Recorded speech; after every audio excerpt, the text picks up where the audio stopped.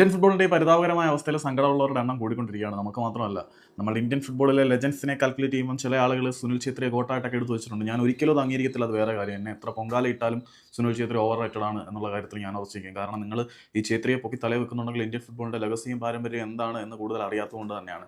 ചുനി ഗോസ്വാമി, ശൈലൻ മന്ന, അങ്ങനെ ഒരുപാട് താരങ്ങളുടെ കഥകൾ എടുത്ത് പറയണം ഇന്ത്യൻ ഫുട്ബോളിനെ കുറിച്ച്. ഇന്ത്യൻ ഫുട്ബോളിന് ഒരു സുവർണ്ണ കാലഘട്ടം ഉണ്ടായിരുന്നു. ഈ മൂക്കിലെ രാജ്യത്തെ മുറിമൂക്കൻ രാജാവ് എന്ന് പറയുന്നത് വെച്ചിട്ട് ഛേത്രി ഇന്ത്യൻ ഫുട്ബോളിൻ്റെ ഗോട്ട് എന്നൊക്കെ പറയുന്നവന്മാർ ഒരു കാലത്തും എനിക്ക് അംഗീകരിക്കാൻ പറ്റത്തില്ല. അതവിടെ നിൽക്കട്ടെ.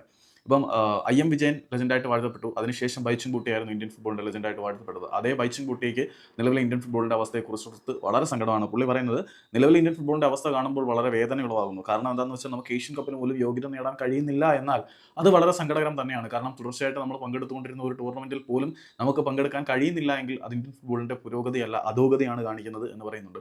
പിന്നീട് പുതിയ പരിശീലകനായിട്ടുള്ള മനോലോ മാർക്കസിൻ്റെ നിയമനത്തിനെ കുറിച്ചും അദ്ദേഹം രൂക്ഷമായിട്ടുള്ള ഭാഷയിൽ വിമർശിക്കുന്നുണ്ട്. കാരണം അദ്ദേഹത്തിൻ്റെ ഒരു മനോലോ മാർക്കസ് എന്ന് പറയുന്ന FC ഗോവയുടെ പരിശീലകനെ ഇന്ത്യൻ ഫുട്ബോൾ ടീമിൻ്റെ പരിശീലകനായി നിയമിക്കുന്നത് ടെക്നിക്കൽ കമ്മിറ്റിയെ അറിയിക്കാതെ ഏകപക്ഷീയമായിട്ടുള്ള ഒരു തീരുമാനം തന്നെയായിരുന്നു.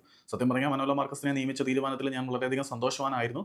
പേഴ്സണലി എൻ്റെ കാര്യമാണ് പറഞ്ഞത്. ഞാൻ സന്തോഷവാനായിരുന്നു. പക്ഷേ മനോലോയ്ക്ക് എന്തുകൊണ്ടോ നാഷണൽ ടീം കോച്ചായിട്ട് നമ്മൾ പ്രതീക്ഷിക്കുന്ന ഒരു ഇമ്പാക്ട് ഉണ്ടാക്കിയെടുക്കാൻ കഴിഞ്ഞില്ല. കല്യാൺ ചൗബയുടെ ഏകപക്ഷീയമായിട്ടുള്ള ഒരു തീരുമാനത്തിൻ്റെ ഭാഗമായിട്ടായിരുന്നു മനോലയെ നിയമിച്ചത്. മനോലോ ഇന്ത്യൻ ഫുട്ബോളിനെ രക്ഷിക്കുമെന്നൊക്കെയാണ് ഞാൻ ഉറച്ചു വിശ്വസിച്ചത്. പക്ഷേ ആയുധങ്ങളില്ലാതെ, അസ്ത്രങ്ങളില്ലാതെ ഒരു വില്ല് മാത്രം കൈ കൊടുത്താൽ എന്ത് ചെയ്യാൻ പറ്റും? അതിന് ഉപയോഗശൂന്യമായിരിക്കും. അതിനെക്കുറിച്ച് നമുക്ക് പിന്നീട് സംസാരിക്കാം.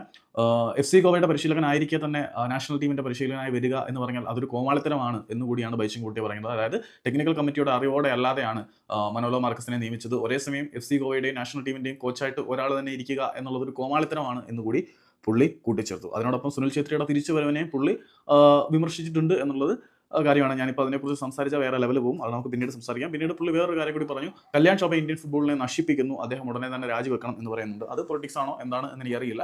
ഏതായാലും കല്യാൺ ചൗബയെ കൊണ്ട് ഇന്ത്യൻ ഫുട്ബോളിനെ രക്ഷിക്കാൻ പറ്റില്ല എന്ന് തന്നെയാണ്. ഇപ്പം ഒറ്റയ്ക്ക് രക്ഷിക്കാൻ പറ്റില്ല. അയാളുടെ വിഷനും കാര്യങ്ങളൊക്കെ നല്ലതാണ്. ഓവർസീസ് ഇന്ത്യൻ സിറ്റിസൻസിനെ കളിപ്പിക്കാനുള്ള തീരുമാനത്തിലേക്ക് ഗവൺമെന്റിനെ എത്തിക്കാനൊക്കെ പുള്ളി പ്രഷറും കാര്യങ്ങളൊക്കെ ഇടുന്നുണ്ട്. പക്ഷേ എന്നിരുന്നാൽ പോലും കല്യാൺ ചൗബയുടെ ഡയലോഗുകളൊന്നും പ്രാവർത്തികമായിട്ടില്ല. അപ്പം നമ്മളുടെ ഇവിടെ ലൈറ്റ് ബാർ സിസ്റ്റം എന്ന് വരും എന്നൊക്കെ പറഞ്ഞിരുന്നു. ഒരു തേങ്ങയും വന്നിട്ടില്ല. എന്തൊക്കെയോ ചെയ്യുന്നുണ്ട് എന്നുള്ളത് സത്യമാണ്. പക്ഷേ നമ്മൾ ഉദ്ദേശിക്കുന്ന ലെവലിലേക്ക് കാര്യങ്ങൾ വരുന്നില്ല എന്നുള്ളതാണ് സത്യം.